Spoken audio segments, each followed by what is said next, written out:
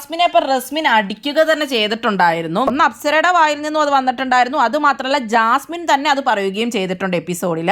അപ്സരയും അൻസിബയും തമ്മിൽ അവിടെ സംസാരിക്കുമ്പോൾ അൻസിബ പറയുന്നുണ്ട് ഞാൻ ഭയങ്കര ഇമോഷണലും പാനിക്കുമായിരുന്നു എന്ന് അൻസിബ പറയുകയുണ്ടായി. അപ്പൊ അപ്സര പറയുന്നുണ്ടായിരുന്നു അത്ര ഇമോഷണൽ ആയിരുന്നെങ്കിൽ ആദ്യം പോകേണ്ടിയിരുന്നത് അടി കൊണ്ട ജാസ്മിന്റെ അടുത്തേക്കാണെന്ന്. അത് കൂടാതെ തന്നെ ജാസ്മിനെ ജയിലിലേക്ക് വിട്ടതിനെ പറ്റി ചോദ്യം ചെയ്യുന്നുണ്ടായിരുന്നു ലാലേട്ടൻ.